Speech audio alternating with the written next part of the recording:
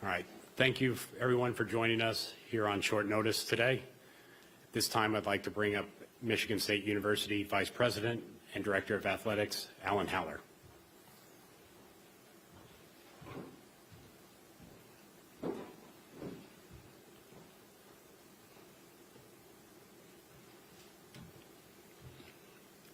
Hello, everyone. Thank you for joining us this afternoon on such short notice. I'm here to provide an update on an active and ongoing investigation. Before I share that update, it's important to know that I'm limited in the information I can share and the questions I can answer because this is an investigation is still ongoing.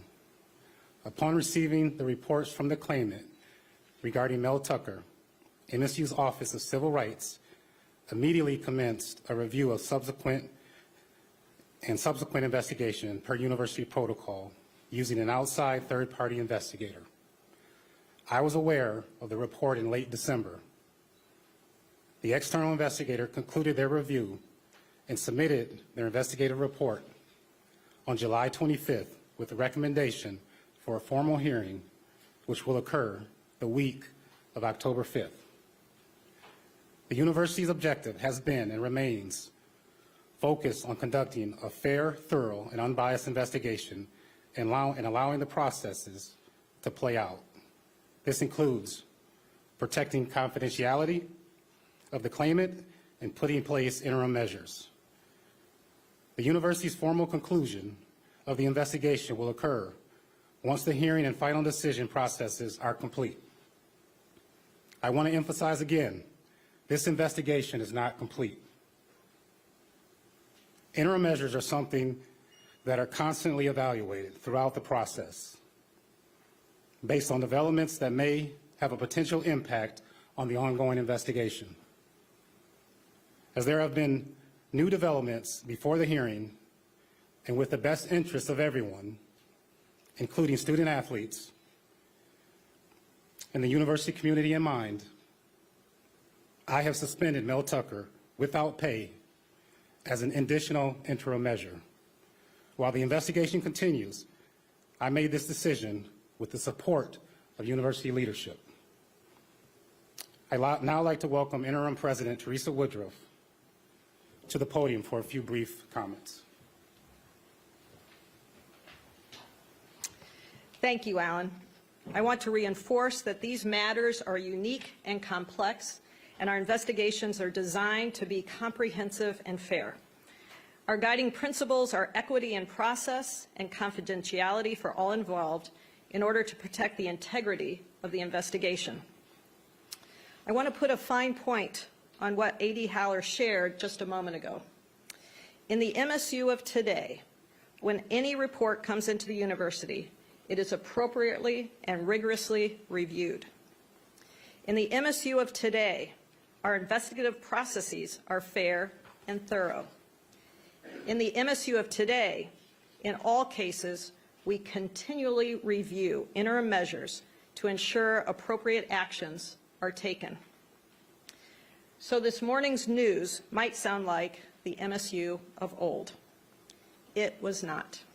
It is not because an independent, unbiased investigation is and continues to be conducted.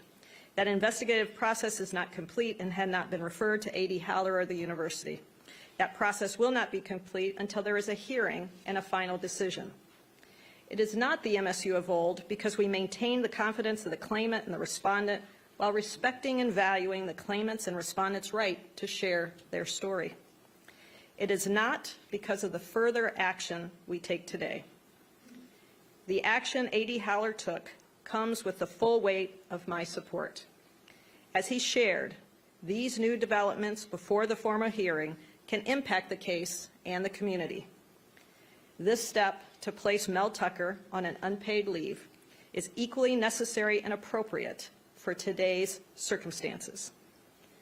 These actions are not taken lightly, and I know A.D. Haller is making them in support of the interests of the individuals impacted. Before I conclude, I want to reinforce that this indeed is an ongoing investigation. I appreciate the commitment of the leadership and staff within the Office for Civil Rights, for their important, thorough, and unbiased work today and every day. I also want to thank the Board of Trustees, Faculty Senate Chair, and student leaders for their engagement with me today. It is not lost on me the significance of this moment or its impact on those involved in the case, our university community, and the extended Spartan family. The MSU of today is creating a culture that is welcoming, supportive, and caring. The bravery and work of our collective community defines our institution and its people, not the action of any single individual. If you have heard or experienced or know of behavior that does not seem appropriate, please know that you have the support and resources here at MSU, including our Center for Survivors, which is a confidential resource, or our Office for Civil Rights. Additionally, for those among our community for whom this information is difficult, MSU's counseling and psychiatric services is also available to help. To members of the media, I hope you note these important and critical resources for our community in your stories. Now I'd like to welcome A.D. Haller back to the podium. Thank you.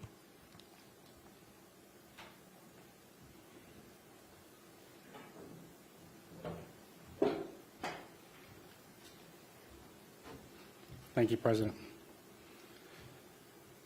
Today I met with our student athletes and coaches to provide an update on the leadership of the program. Beginning immediately, Harlon Barnett will serve as acting head coach, while Mark Dantonio will become an associate head coach. A former Spartan student athlete with 21 years of coaching experience, including 15 on the Spartan sideline, Coach Barnett has an incredible connection to our university and takes incredible pride in being a Spartan. He has established relationships with student athletes and is focused on the well-being first and foremost. Coach Dantonio not only is an exceptional football coach and will be a tremendous resource for Harlon. Both men have a deep love and care for Michigan State football, Spartan athletics, the university, and the East Lansing community. Coach Barnett will be available later this week for questions. At this time, we've got time for 2 or 3 questions. We do have a mic. I know we won't be able to get to everybody, but Ben's got the mic here. Start in front with Chris. With the decision to promote Harlon and bring back Mark Dantonio, from a football standpoint, how did that come about, and what was Mark's response when you contacted him, and how that worked? Yeah, thanks, Chris. You know, Chris, I think all the time, and I'm always processing information, processing situations. I can't tell you that I thought of this yesterday, today, or even a couple of days ago. I'm always thinking. So these are contingency things that I think about with all of our programs in a lot of different situations. So it's been an ongoing process for me, Chris. I called Coach Dantonio this morning, and his response was, "Alan, whatever you need, I'm here to help." So he was excited to be back, and Coach D will probably be back at some point tomorrow. If not tomorrow, definitely on Tuesday. We're still trying to figure out his role, but he definitely will wear a headset either on the sidelines and up in the booth, and he'll offer his knowledge of his coaching career. So I think he'll be a tremendous asset for our student athletes and our staff, and the student athletes were fired up when I mentioned that to them. Thanks, Chris. Yeah, Alan, I was wondering, with the timeline you laid out for the process and the investigation, I was wondering what changed to make you take action now, given what you knew before? Yeah, Matt, we're always evaluating. Interim measures were in place, and those interim measures have been updated. Initially, there were no contact with the complainant, and then also increased oversight from me of the program, but then also the coach. So it's an ongoing process, and we update those interim measures as we receive information. Last question here from Graham. Alan, was there any consideration once the investigation was complete in July, and you sort of had the information you do now of doing what you're doing now before the season, before it sort of interrupted what's going on with student athletes and everything? Yeah, for me, Graham, it was, working and waiting on the university as it relates to their investigative process and making sure that they were allowed to complete their investigation. And so although the investigation was complete on the 25th, there's still ongoing processes that still need to be played out. So thank you.